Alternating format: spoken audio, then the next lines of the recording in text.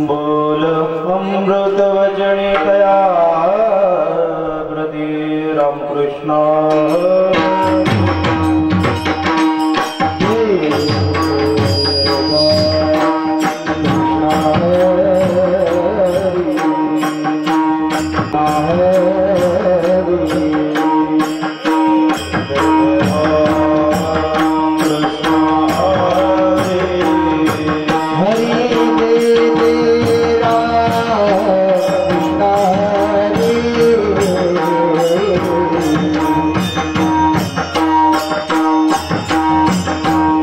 Hare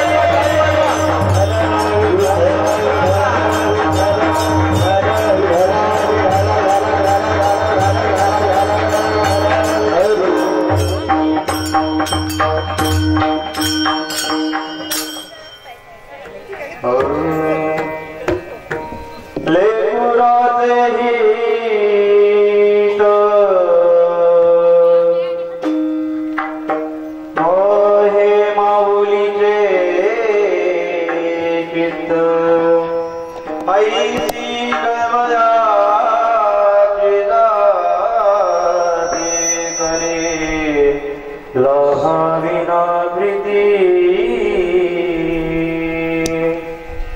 पोटी भारवाहे ताचे सर्वस्वही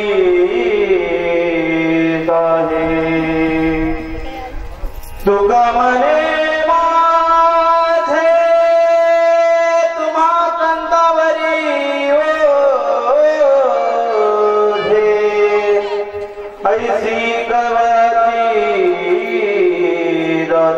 करीला भाविन प्रीती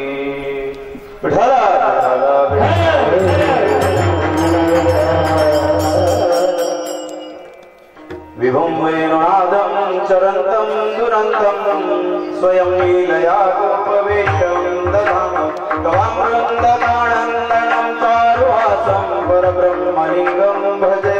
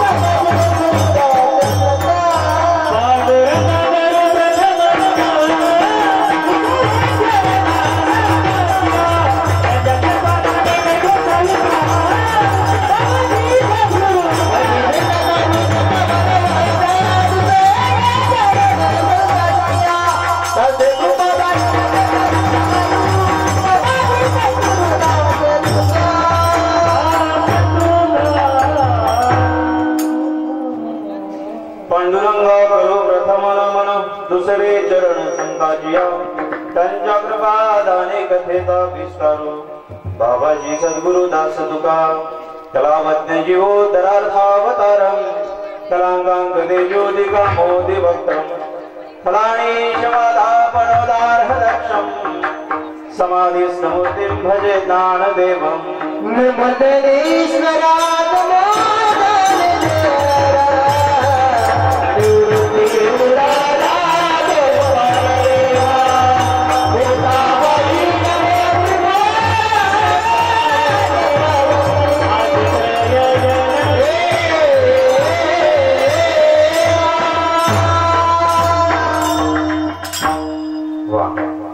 गायक आणि वादकांसाठी जोरदार टाळ्यांनी खरंच त्यांचं स्वागत करा.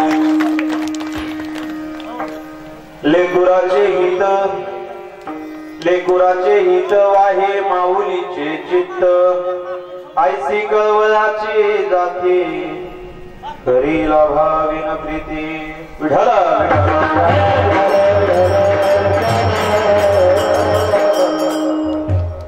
प्रस्तुत प्राप्त प्रसंगी प्राप्त वेळी प्राप्त स्त्री सेवेकरता निवडलेला अभंग वैराग्याचे मूर्तिमंत पुतळे श्रीमंत श्री जगद्गुरु तुकोबराय यांचा 4 चरणाचा अभंग आहे. आजचा हा अभंग निवडण्याचं कारण म्हणजे तुम्हा सर्वांना ज्ञात आहे तरी सुद्धा शिष्टाचार म्हणून सांगतो. आज आपण अंजुबाई विठोबा खाडे यांच्या प्रथम पुण्यस्मरणानिमित्त सर्वजण एकत्र आलो. असो, आजचा जो अभंग आहे जगद्गुरु तुकोबराय सांगतात या अभंगातून आईचं महात्म्य सांगतात. लेकराचे हित, लेकराच्या हितासाठी आई काय करते, लेकराच्या हितासाठी आई काय करते या अभंगातून तुम्हाला मी राहिलेल्या वेळामध्ये तुमच्या समोर मांडणार आहे। या अभंगामधून आईही कळेल आणि संतही कळते। विठ्ठल विठ्ठल विठ्ठल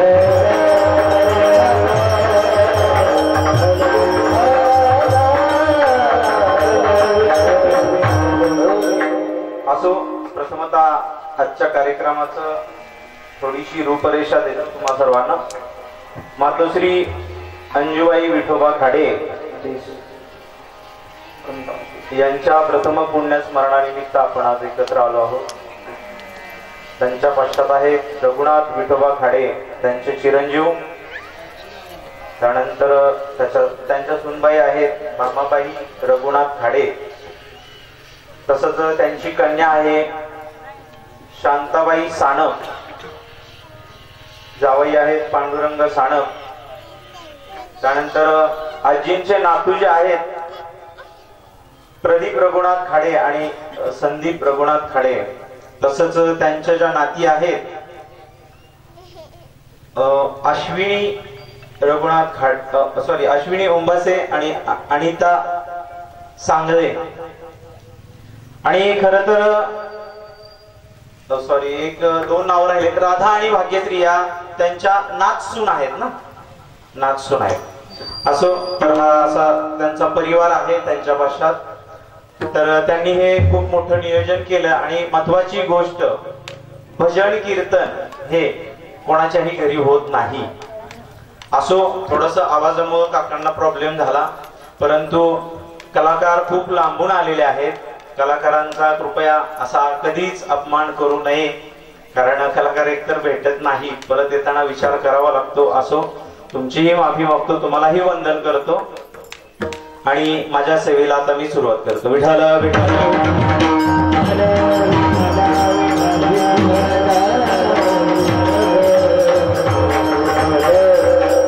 असो। तसंच माझ्यासोबत जे कलाकार आलेले आहेत दासोपंत स्वामींचे शिष्य गणेशजी महाराज गुजर संपूर्ण महाराष्ट्रभर कीर्तन वाजवतात आणि विशारद आहेत, त्यांच्यासाठी जोरदार टाळ्यांनी स्वागत करा त्यांचंही। कलाकार खरंच खूप महत्वाचा असतो, एकटा कीर्तनकार महत्वाचा नसतो, कारण तुम्ही आणि खेळी वेळी गदारोळे आनंदी सगळे असले तर आपण कीर्तन करू शकतो। तसंच माझ्या उजव्या साईडला माझ्याच गावचे आम्ही एकत्र आळंदीला शिकायला होतो ज्ञानेश्वर महाराज गौरे, त्यांचंही जोरदार टाळ्यांनी स्वागत करा। तसंच महाराष्ट्रामध्ये बुलंद आवाजाचं नाव आहे ओमकार महाराज जगताप, परंतु मला ओमकार महाराज गुरव हे आज लाभलेले आहेत आपल्या सेवेसाठी। खरंच म्हणजे काय म्हणतात रस्व दीर्घ जो असतो ना तो ओमकार महाराजांचा ऐकावा। आतापर्यंत तुम्ही त्यांचं गाणं ऐकलंच असेल, अजून इथून पुढे ऐकचाल कीर्तन संपेपर्यंत। तसंच आमचे विजय महाराजांचे भाचे प्रेमरत्न महाराज भोसले हेही या इथं उपस्थित आहेत गायनासाठी।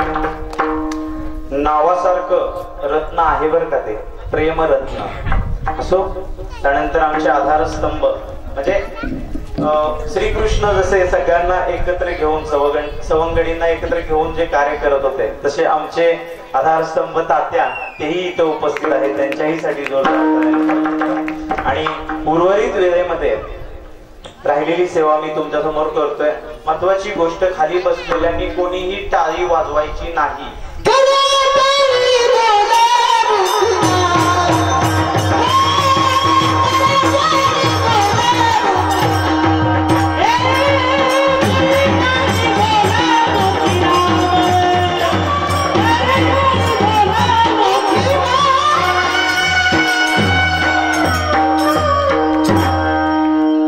गोष्ट कुणीही टाळी वाजवू नका, कुणीही विठ्ठल विठ्ठल म्हणू नका, बरोबर आहे ना? सगळेजण हो म्हणताय, बरोबर नियमांचं पालन खरंच करतात एमपी मधली लोक।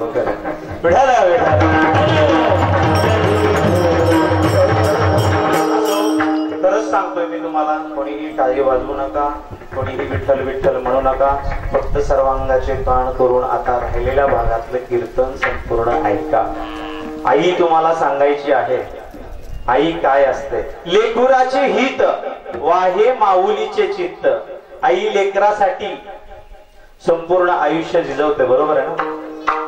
आई लेकरासाठी संपूर्ण आयुष्य झिजवते. म्हणून तर जगद्गुरु तुकोबराय म्हणतात ना, लेकुराचे हित वाहे माऊलीचे चित्त, ऐसी कळवळ्याची जाती तरी लाभावी न प्रीती. आईचं महात्म्य सांगतोय आज या कीर्तनातून. तसंच आणखी एक महत्वाची गोष्ट सांगायची राहिली. माझ्या शेजारी जे बाबा बसलेले आहेत, खरंच म्हणजे त्यांना 104 वर्षाचे बाबा आहेत ते. मागच्या वेळेस पण माझ्या एका इथंच खाड्यांच्या कीर्तन होतं त्यावेळेस आलेले. असंच आयुष्य, दीर्घ आयुष्य सर्वांना लाभो ही ईश्वरचरणी प्रार्थना करतो. योग नाहीये, कारण का तर मी आता सगळ्यांना सांगतो टाळी वाजवू नका, परंतु त्यांची टाळी अजिबात बंद नाही.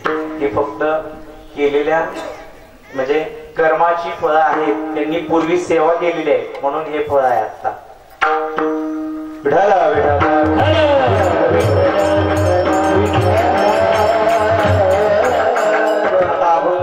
अभंगाकडे बोलूया. लेकुराचे हित वाहे माऊलीचे चित्त. जन्म आहे म्हटल्यानंतर मृत्यू पण आहे. नदीचा हा काठ आहे म्हटल्यानंतर तो काठ आहे, बरोबर आहे ना? तुम्ही सगळ्यांनी असं बोलत चला. जरा पुढे सरका, जरा पुढे थोडस. लेकराचं हित. तसंच आजची कीर्तन सेवा आमच्या भगिनी अनिताने मला ही सेवा दिली. खूप दिवसापासून तिची इच्छा होती की म्हणजे आता आषाढी वारीला भेटलो त्यावेळेस सांगितलं की आमच्या आजीचं वर्ष श्राद्ध आहे आणि तुला कीर्तन करायचं आहे. तुम्ही म्हणसाल असं का बोलताय? कारण का तर आम्ही एका वर्गामध्ये होतो आणि तिच्यातून मला सेवा आली. त्यामुळे ते आमचं बहीण भावाचं नातं म्हटल्यानंतर आरे तुले चालतं. नाहीतर तुम्ही म्हणणार इथे लिहिले जी मराठी भेम शनिराज महाराज डोंगर आणि का असंच काय बोलतो? नाही, ते बंधन आहे. जशी आजकाल भाऊबीज झाली तसंच आमच्या दोघांचं एक नातं आहे आणि खूप सुंदर तिनं टिकवलं. आणि आज सगळ्यांना कीर्तनाचा योग अनितामुळे आलेला आहे. तर तिच्यासाठी ही जोरदार टाळ्याने एकदा स्वागत करा आणि कीर्तनाला सुरुवात करू. विढावला विढावला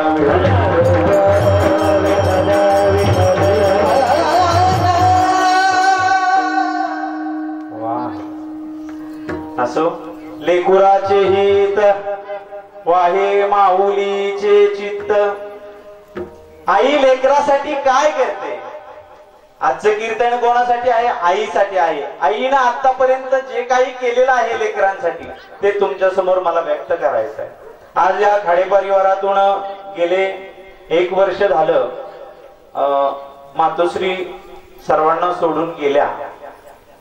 महत्वाची गोष्ट म्हणजे त्यांचं एक मी थोडस तत्व ऐकलं आणि संपूर्ण फॅमिलीतून म्हणजे त्या दिवशी आलेलो भेटण्यासाठी. तर त्यांचे चिरंजीव आणि तसे पप्पा आहेत, त्यांनी मला सांगितलं की बाबा माझी आई काय होते आणि आई तत्व पाळत होती. ज्यावेळेस ते आर्मी मध्ये होते त्यावेळेस आईनं सांगितलेलं की मी केसांना कंगवा लावणार नाही आणि शेवटपर्यंत त्या मातेनं अजिबात केसाला कंगवा लावला नाही. हे खरं तत्व असतं. म्हणून तर आई काय असते, कशासाठी असते? आई ही काय बघते लेकराचं? आई लेकराच्या हितासाठी का जगते? अभंगाचं प्रथम चरण. Yeah.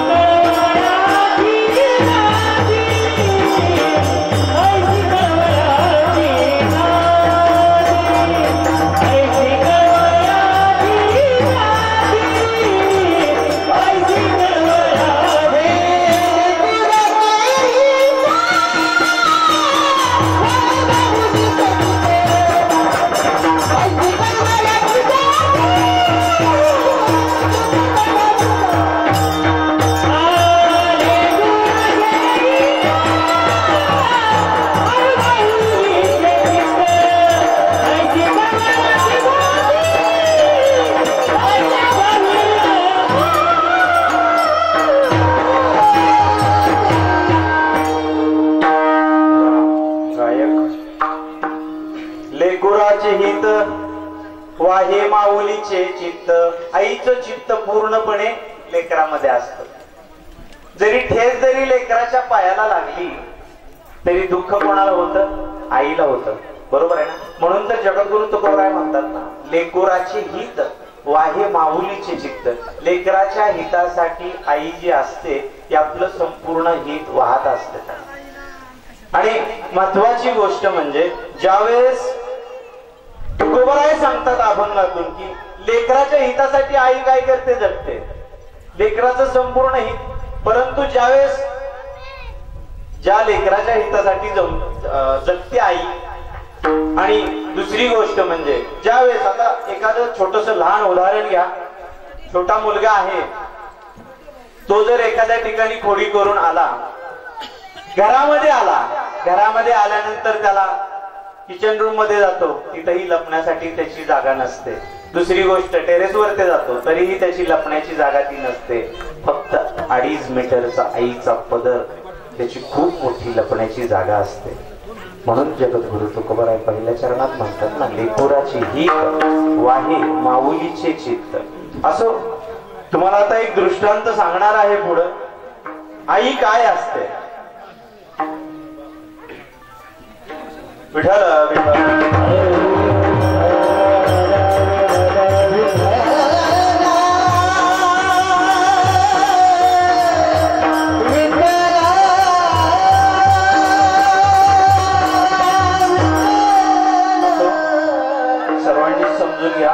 कारण गेले 3 दिवस झालं सलाईन वरती होतो आणि आज रात्री पण सलाईन वरती होतो. सकाळी आलोय दवाखान्यातून. गायकांनी पण खूप सुंदर साथ करतायत, त्यामुळे माझं कीर्तन चालू आहे. तुम्हीही समजून घ्या. असो एक तुम्हाला दृष्टांत सांगतो. आई काय असते? एक बाळू नावाचा मुलगा होता. तो 5वी-6वी ला असेल. 5वी-6वी ला तो ज्यावेळेस शाळेमध्ये जातो, 6वी होते, 7वी मध्ये जातो. मग 7वी मध्ये गेल्यानंतर लहान मुलांना थोडस कळायला सुरुवात होते. त्यावेळेस तो बाळू शाळेमध्ये असतो. त्यावेळेस तो बाळू सर्व मुलांमध्ये ज्यावेळेस येतो त्यावेळेस त्याला सर्व मुलं म्हणतात, अरे हा आंधळीचा मुलगा आलाय, आंधळीचा मुलगा आलाय, डुचकीचा मुलगा आलाय. हा कोणाला पण वाटतं ना की ज्यावेळेस आपल्याला कोण चिडवतं त्यावेळेस भयंकर राग येतो. त्यावेळेस तो घरी जातो बाळू 7वीत असताना, आणि त्यावेळेस बोलू नका कृपया. त्यावेळेस तो घरी गेल्यानंतर आईला विचारतो, अगं आई, मला शाळेमध्ये सर्व मुलं का बरं चिडवतात ग? आंधळीचा मुलगा आला, आंधळीचा मुलगा आला. मी आई सांगतोय, सर्वांनी शांत चित्ताने ऐका जरा, कृपया कोणीच बोलू नका. विठ्ठल विठ्ठल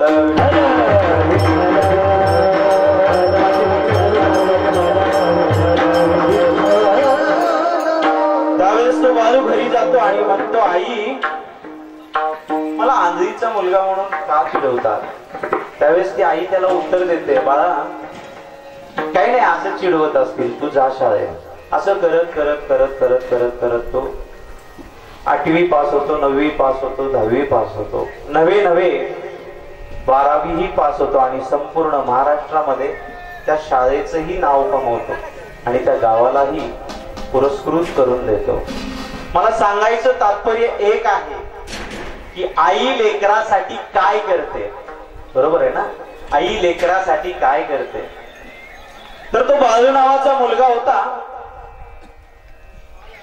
तो शाळेमध्ये 12वी मध्ये प्रथम क्रमांक आला. महाराष्ट्रात सगळ्या खूप आनंद झाला. आईलाही कळालं की माझ्या बाळूचा नंबर आला, प्रथम क्रमांक आली, संपूर्ण महाराष्ट्रामध्ये प्रथम क्रमांक आला. त्यावेळेस काही शाळेतल्या शिक्षकांनी विचार केला की आपण या गरीब मातेचा मुलगा जो आहे त्याचा आपण सत्कार सोहळा घ्यायचा आणि त्याची गावातून मिरवणूक काढायची. सगळं ठरलं. परंतु तो बाळू घरी आला. अगं आई, ऐकलंस का? आई म्हणते, बोल ना रे बाळ्या. मग त्यावेळेस तो बाळू म्हणतो, अगं आई, माझा महाराष्ट्रामध्ये प्रथम क्रमांक आलाय आणि माझा सत्कारही घेण्याचं ठरवलेलं आहे. मग शेवटी लेकराचं कौतुक म्हटल्यानंतर आईला तर आनंद होणारच. मग त्यावेळेस त्या बाळूच्या आईला आनंद झाला, तसंच संपूर्ण गावाला, तसंच संपूर्ण तालुक्याला, तसंच संपूर्ण जिल्ह्याचा पण अभिमान आहे की बाबा आमच्या जिल्ह्यातील एका विद्यार्थ्याचा महाराष्ट्रामध्ये प्रथम क्रमांक आला 12वीला. त्याचा सत्कार ज्यावेळेस घेतला त्यावेळेस तो घरी आल्यानंतर आईला म्हणतो, आई, उद्या माझा सत्कार घेतलेला आहे, पण आई, माझी एक तुझ्याकडे आठ आहे. तो आई म्हणते, काय आठ आहे रे बाळू? मग त्यावेळेस तो बाळू म्हणतो, आई, माझा उद्याच्याला सत्कार आहे, परंतु त्या सत्काराला तू यायचं नाही आई. का बरं यायचं नाही? आई आंधळी आहे म्हणून यायचं नाही? नाही म्हणतो आई. आई, तू नाही यायचं सत्काराला, पण लेकुराचे हित वाहे माऊलीचे चित्त. आईला पण काहीतरी कळवळ असतो ना लेकराबद्दलचा. मस्तपैकी स्टेज घातलेलं होतं शाळेसमोर. बाळूचं नाव पुकारलं, सर्व शिक्षक स्टेजवरती बसलेले आहेत. मी आई सांगतोय, आई लक्षात ठेवा, पूर्ण दृष्टांत आहे का, शेवट तुम्हाला आई कळेल. विठाला विठाला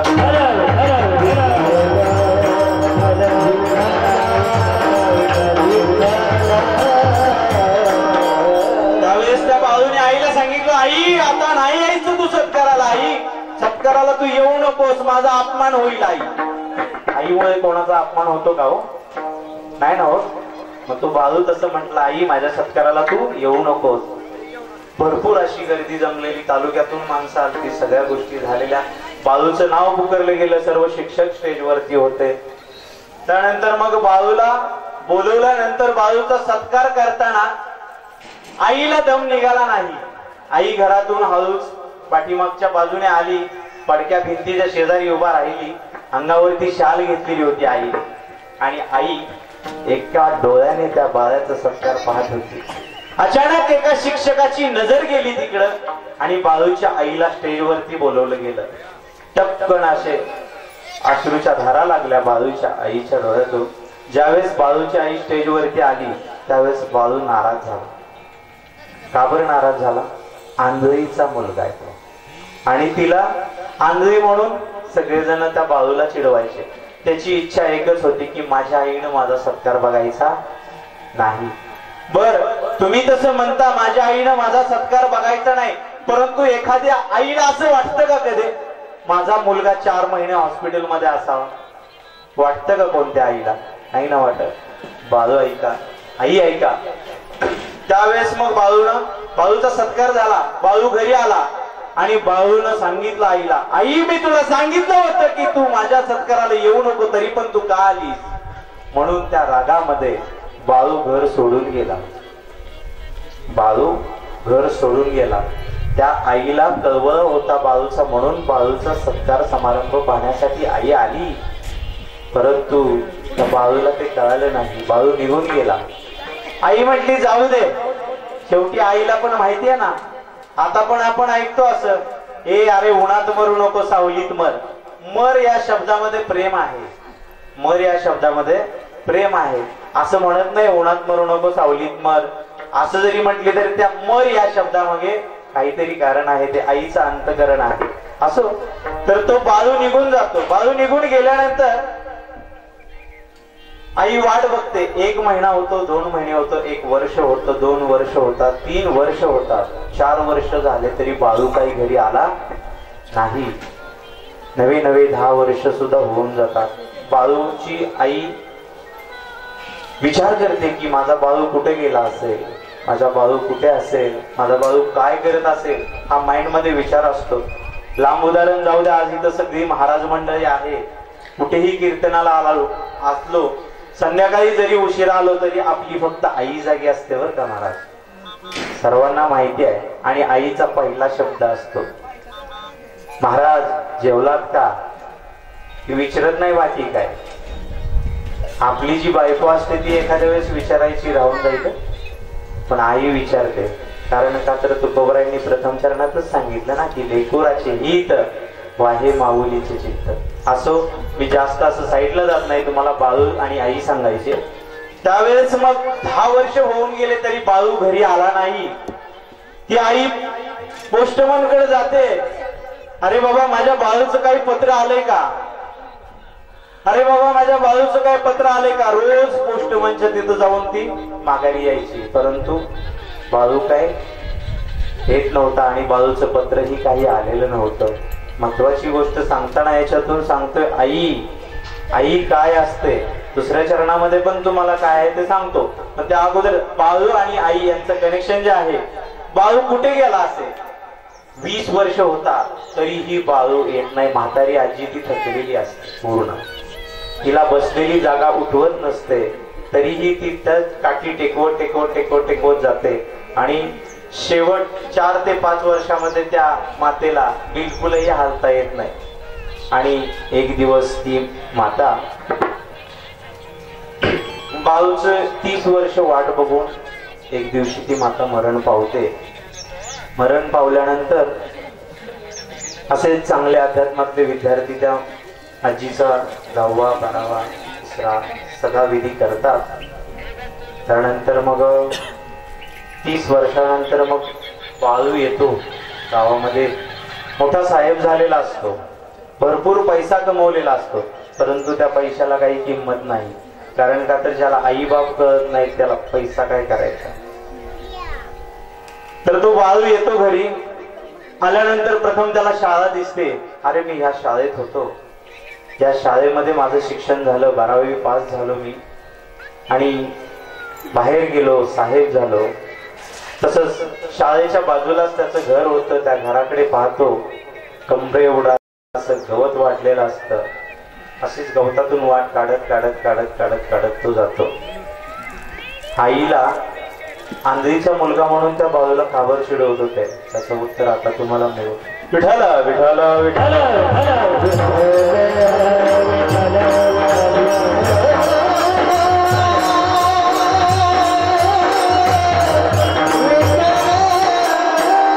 असो. बाळू वाट काढत जातो. दरवाजा उघडतो.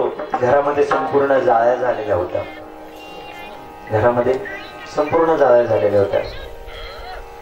समोर एक भिंतीवरती फोटो होता.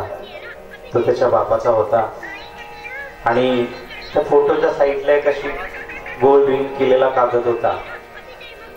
तो कागद घेतो बाळू आणि कागदावरती लिहिलेली ज्या काही 4 ओळी आहेत त्याच्यातून तुम्हाला आई पण समजेल आणि बाळू पण समजेल.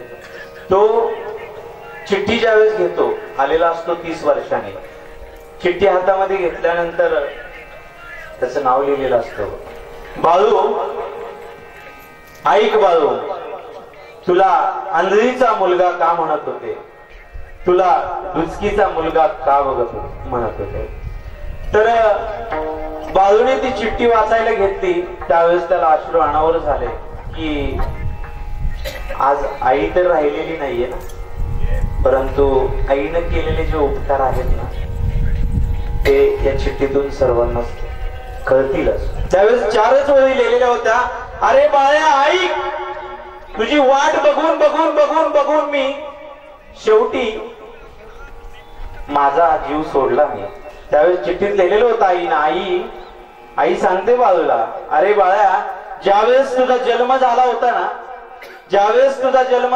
ना त्यावेळेस डॉक्टर जवळ आले आणि डॉक्टरांनी सांगितलं, बाळूची आई, तुम्हाला खूप सुंदर आणि खूप गोंडस मुलगा तुमच्या पोटी जन्माला आलेला आहे. त्यावेळेस आईलाही आनंद झाला.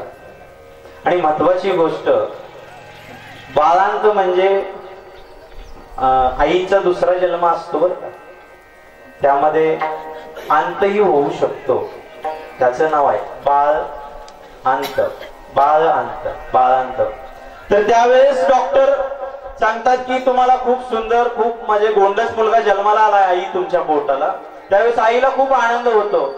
पण डॉक्टर म्हणतात, आई, एक जन्माला आलाय म्हणून एक आनंदाची ही बातमी आहे आणि दुसरी एक दुःखाची ही बातमी आहे. त्यावेळेस मग आई म्हणते काय आहे सांगा मला डॉक्टर, काय आहे अशी दुःखाची बातमी. तर तुमचा बाळू आहे ना, तर तो बाळू फक्त एकाच डोळ्याने जग पाहू शकतो. काय म्हणतात डॉक्टर, तुमचा बाळू जो आहे तो फक्त एकाच डोळ्याने जग पाहू शकतो. नाही नाही डॉक्टर, काही जरी झालं तर चालेल. आईचं कर्तव्य सांगतोय, लेकराच्या हितासाठी आई काय करते हे सांगतोय. मग त्यावेळेस डॉक्टर सांगतात की लहान वयामध्येच तुमचा डोळा काढावा लागेल आणि त्या बाजूला बसवावा लागेल, तेव्हा तो दोन्ही डोळ्यांनी जग पाहू शकतो. मग त्या चिठ्ठी वाचल्यानंतर मग बाळूला खूप म्हणजे अश्रू अनावर झाले, रडला तो रडला, परंतु आज बोलण्यासाठी किंवा तो आईचा स्पर्श राहिलेला नव्हता.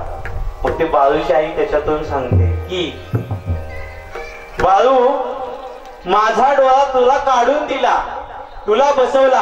आई असं म्हणत नाही माझा डोळा तुला दिलाय, मी तुझ्यावरती खूप उपकार केलेले आहेत, नाही म्हणत आई. कारण आईच्या उपकाराचे आपण कधीच फेडू शकत नाही, काही जरी केलं तरी. पण महत्वाची गोष्ट यातून सांगायचं आहे की लेकरासाठी आईचा कळवळा किती असतो.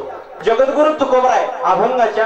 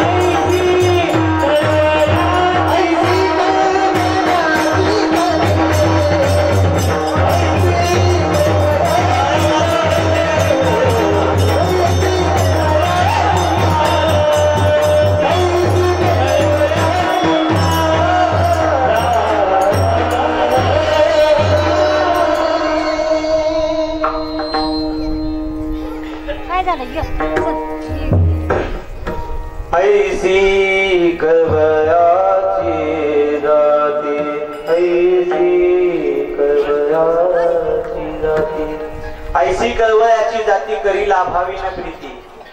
तिला बदला कोणता नको असतो, परंतु अंतकरणापासून ती प्रेम करते. आणि या जगामध्ये फक्त आई सर्वश्रेष्ठ आहे, सगळ्यात मोठी आहे. काय म्हणतोय, या जगामध्ये तिच्याशिवाय मोठं कोणीही नाही.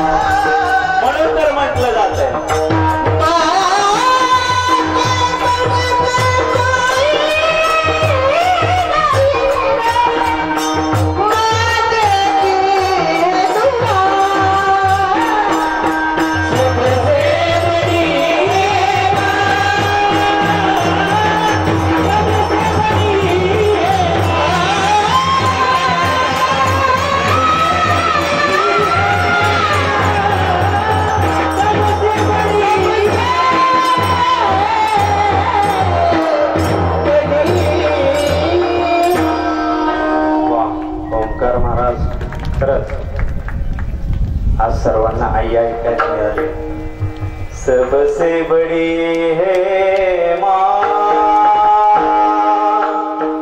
सबसे बड़ी है माँ, सबसे बड़ी है माँ, सबसे बड़ी है माँ। या जगामध्ये फक्त आई श्रेष्ठ आहे। छोटस एक उदाहरण सांगतो। आपलं टायमिंग झालेलं आहे, परंतु 12 वाजून 5 मिनिटांना फुलं टाकूयात आणि त्यानंतर एक 15 मिनिटं फक्त मी घेणार आहे। मला आई सांगायची आहे आणि त्यानंतर मग आपलं कीर्तन समाप्त करूयात। विठाला विठाला विठाला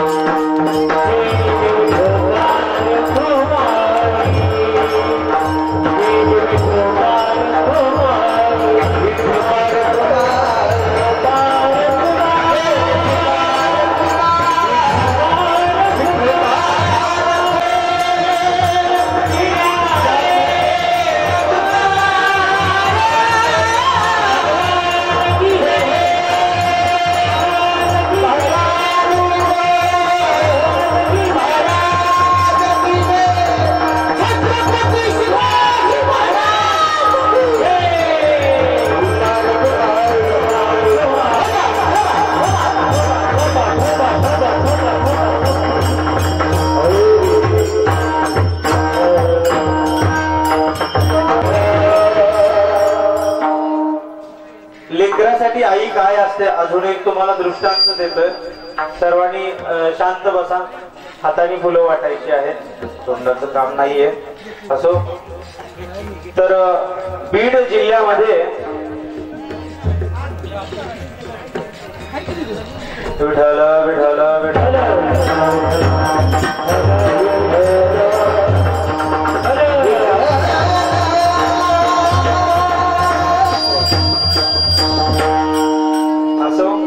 आईचे उपकार काय आहेत आणि म्हणावंसं वाटतं की आज अंजुबाई यांचे चिरंजीव आहेत आणि त्याचे वडील, त्यांनाही वाटत असेल की त्यांच्याही अंतःकरणामध्ये वाटत असेल की आई मला 1 वर्ष झालं सोडून गेली आहे। अक्षरशः परवा ज्यावेळेस मी घरी आलेलो त्यावेळेस त्यांच्या डोळ्यामध्ये पूर्ण पाणी उभं राहिलेलं आणि म्हणावंच वाटतं। एक गीत आहे छोटस, छान आहे ते गीत। नारदाच्या गादीवरती माफी मागून म्हणतो माझ्या समोर आणि त्याचे सासरे गुरुवर्यही बसलेले आहेत तिथं समोर, त्यांची माफी मागून बोलतो। कुठे गेली माझी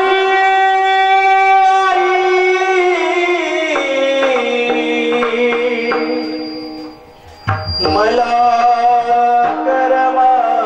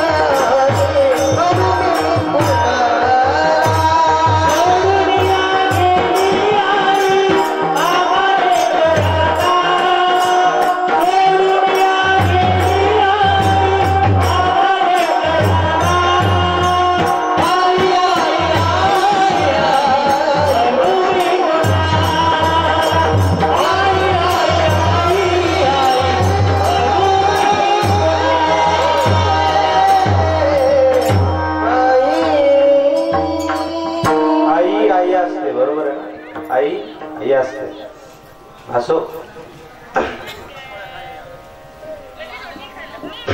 विठ्ठल विठ्ठल विठ्ठल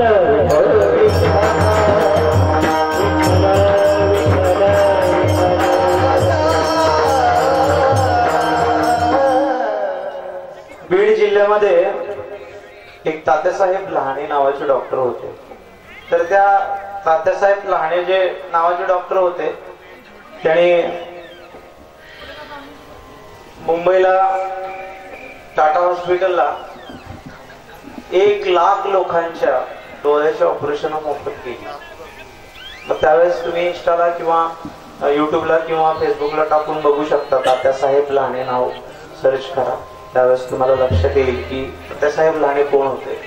म्हणजे आई लेकरासाठी काय करू शकते आणि लेकरू ही आईसाठी काय करू शकतं हे त्या दोघांच्या दृष्टांतामधून लक्षात येतं. मग तात्यासाहेब लहानेंना विचारलं की बाबा तुम्ही 1 लाख लोकांची ऑपरेशन केली ती मोफत का बरं केली. त्यावेळेस मग तात्यासाहेब लहाने मुलाखतीमध्ये सांगतात की मी ज्यावेळेस 6वीला होतो त्यावेळेस माझ्या दोन्हीही किडन्या फेल होत्या. बघा आई सांगतोय मी ज्यावेळेस 6वीला होतो त्यावेळेस माझ्या दोन्हीही किडन्या फेल होत्या आणि ज्यावेळेस माझ्या किडन्या फेल होत्या हे कळाल्यानंतर माझ्या आईची किडनी काढून मला बसवली. एका किडनीचं आयुष्य 20 वर्ष असतं. इथं कोण डॉक्टर असतील त्यांना माहिती आहे आणि तात्यासाहेब लहाने हे डॉक्टरही त्यांना माहित असतील, विचारा किंवा सर्च करा. मग त्यावेळेस डॉक्टर लहाने सांगतात की मी ज्यावेळेस 6वीला होतो त्यावेळेस माझ्या आईने एक किडनी मला दान केली.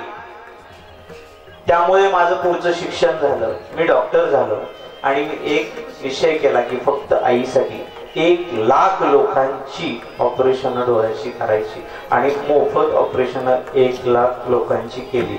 हे कोणाचे उपकार आहेत? आईचे उपकार आहेत. आणि त्या आईनं 9 महिने 9 दिवस पोटामध्ये वागवलं डॉक्टर लहानेंना. त्याची जाण त्या डॉक्टर लहानेंना होती म्हणून त्यांनी 1 लाख लोकांचे आणि तो आईचा आशीर्वाद होता. जर समजा आई किडनी सुद्धा देऊ शकते, एखाद्या मावशीला किडनी मागा, मावशी देते का बघा? नाही देणार. आईची जागा कोणी घेऊ शकत नाही. मावशीला म्हणा किडनी देते का मावशी, किंवा काकाला म्हणा काका किडनी देताय का. मामाला विचारा मामा अरे किडनी देतोय का मला, माझी किडनी फेल आहे दोन्ही पण. नाही देऊ शकत. हे फक्त आईच देऊ शकते आणि लेकरासाठी आईच करू शकते. बरोबर आहे ना. तात्यासाहेब लहानेंनी 1 लाख डोळ्याची ऑपरेशन केली. ते कशामुळे केली? आईनं किडनी दिली म्हणून ते जिवंत राहिले आणि म्हणून त्यांनी शिक्षण घेऊन पूर्ण समाजाची सेवा केली. असो, जास्त वेळ विस्तार मांडत बसत नाही. पोटी भार आहे त्याचे सर्वस्व हीच आहे. ऐसी कळवळ्याची जाती करी लाभावाने प्रीती. आता सर्वांनी 2 मिनिटं हात वरती करायचा आहे आणि माझ्या विठुरायाचं भजन करायचं आहे.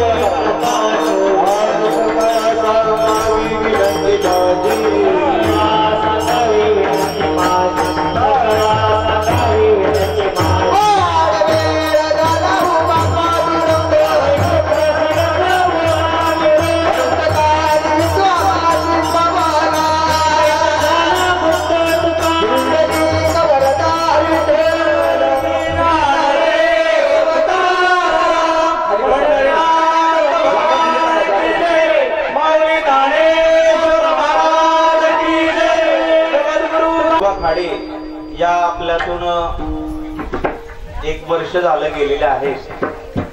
महत्वाची गोष्ट, पंढरपूर तालुक्यामध्ये बाळवणी म्हणून गाव आहे, त्या गावी कीर्तनाला गेलो होतो.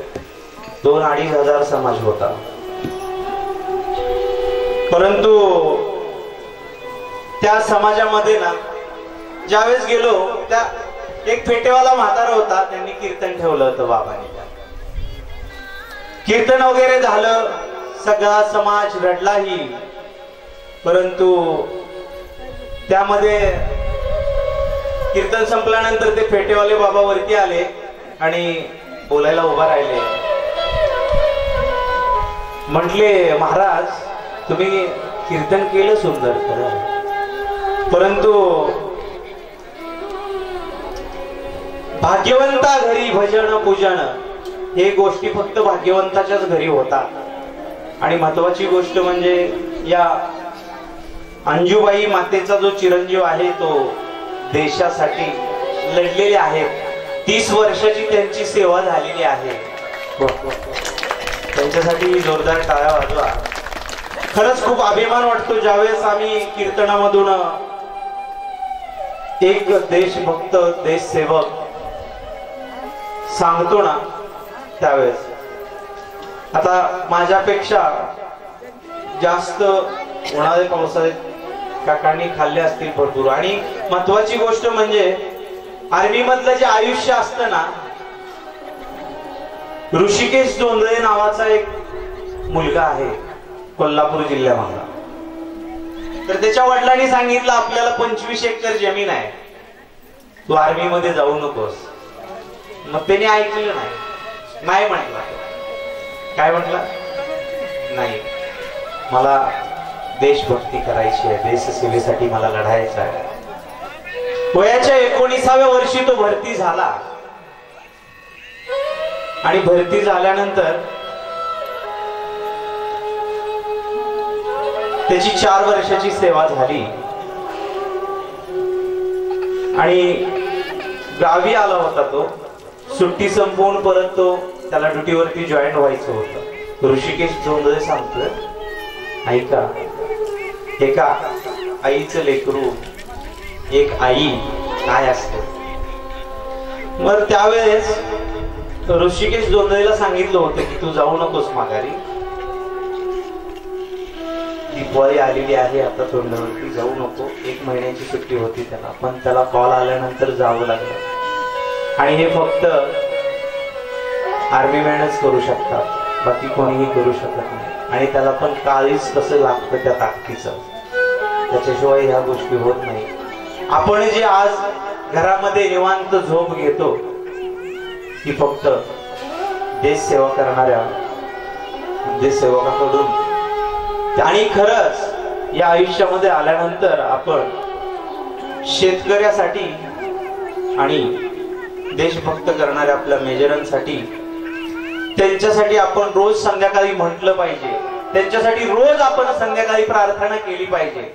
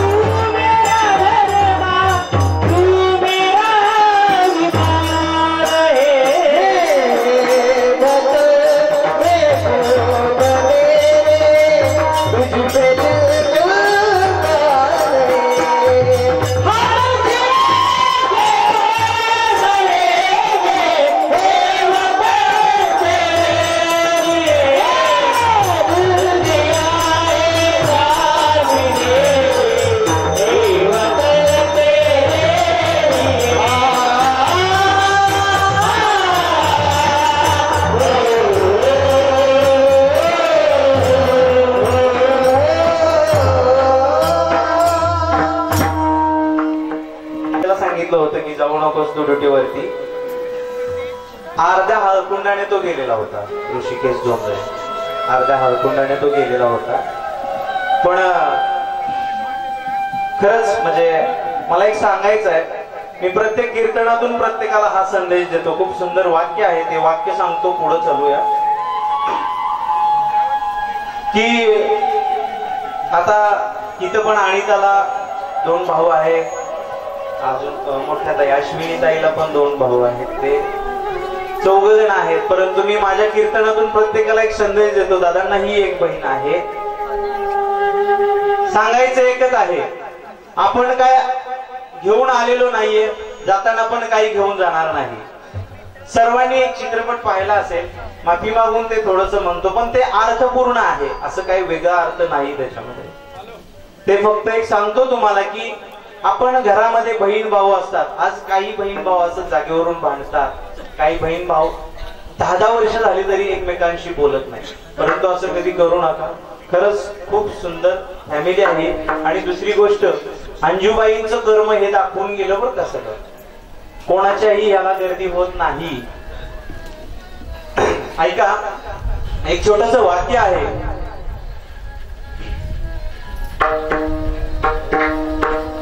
वैर करुणे कुणासी राग धरुणे कुणाचा, वैर करुणे कुणासी राग धरुणे कुणाचा, माझ्या भावा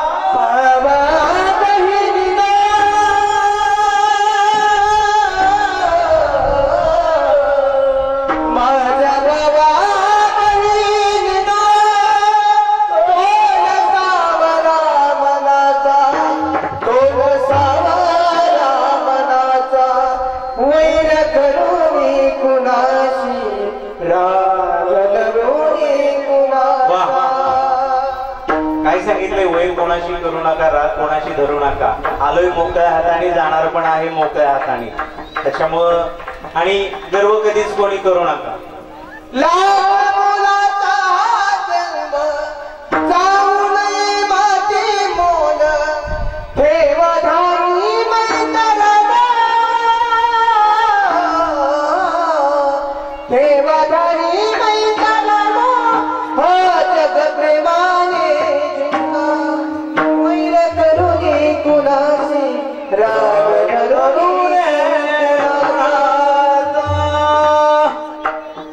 असो, जास्त विस्तार करत बसत नाही, वेळ झालेली आहे आपली.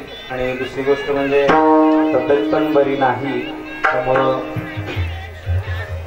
महत्वाची गोष्ट म्हणजे लेकीला माहेर आहे आई आईपर्यंत, तोपर्यंतचा. कधीही पहा, आपण ज्यावेळेस आपली लेक माहेरातून ज्यावेळेस सासरला निघते ना, त्यावेळेस आई जर असेल ना तर मोकळी पिशवी कधीच जात नाही बरं का. सासरी जाताना काही का असे ना, ती आई त्यामध्ये टाकून देत असते. पण कुठपर्यंत? जोपर्यंत आपली आई आहे तोपर्यंत. आतापर्यंत बऱ्याच कीर्तनकारांनी आई सांगितली, तुम्ही ही आई ऐकली असेल. परंतु खरंच या मातेच्या पोटी ज्यांनी ज्यांनी जन्म घेतलेला आहे ना, खरंच भाग्यवान आहे. परवा ज्यावेळेस मी घरी आलो होतो त्यावेळेस अक्षरशः ते रडले ना, त्यावेळेस खरं आईचं प्रेम कळालं.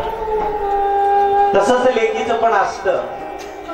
लेक ज्यावेळेस माहेराला येते त्यावेळेस तिला चप्पल सोडण्यासाठी जागा, जोपर्यंत आई आहे ना तोपर्यंत. परंतु या घरातील सदस्यांना बघून, या मातेच्या पोटी जन्म घेतलेल्या मुलांना बघून वाटत नाही असं.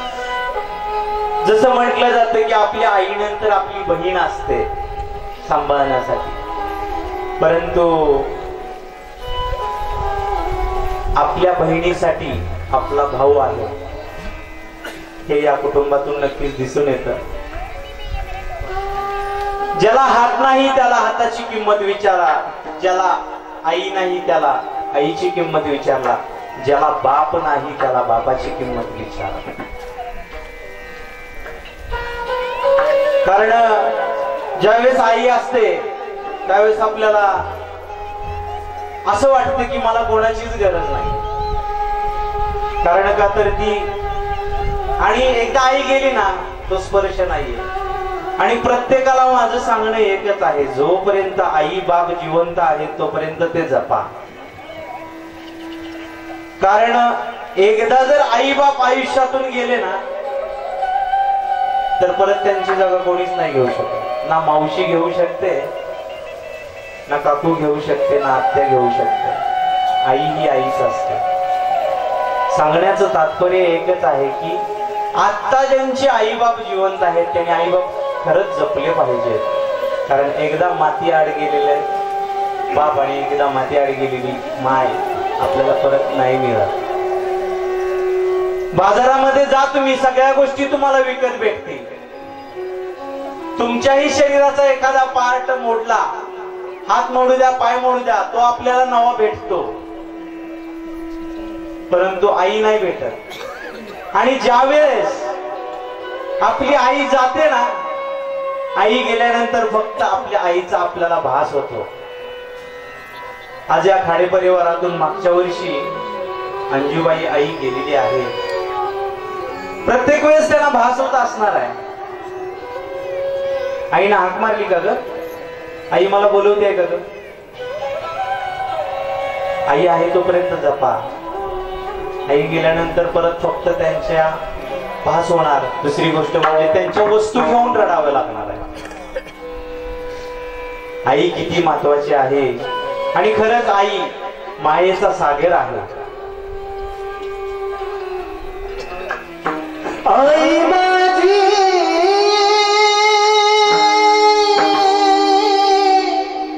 मायेचा सागर, दिलात रे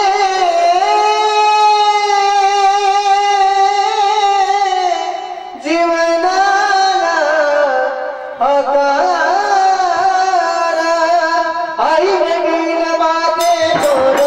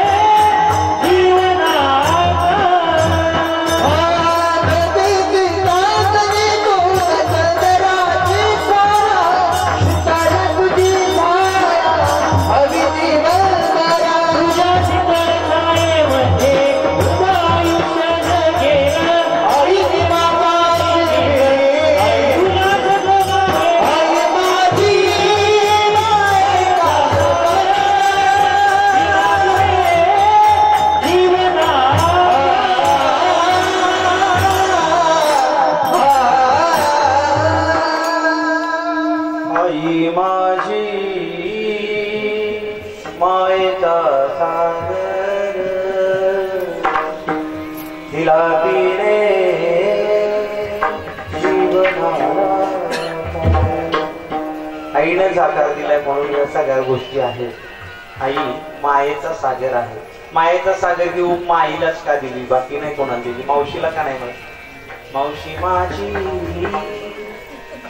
मायेचा सागर का नाही दिली. आई आई असते. असो मी आता सेवा थांबवतोय कारण माझे पूर्ण पाय असे कापायला लागलेले आहेत. करविली तैसी केली कटकट, वाकडे का नीट देव जाणे. थोडस भजन होईल, त्यानंतर भैरवीची चालू होईल आणि मग आपल्या कीर्तन सेवा समाप्त झाली असं ध्यान करतो. तुकाराम तुकाराम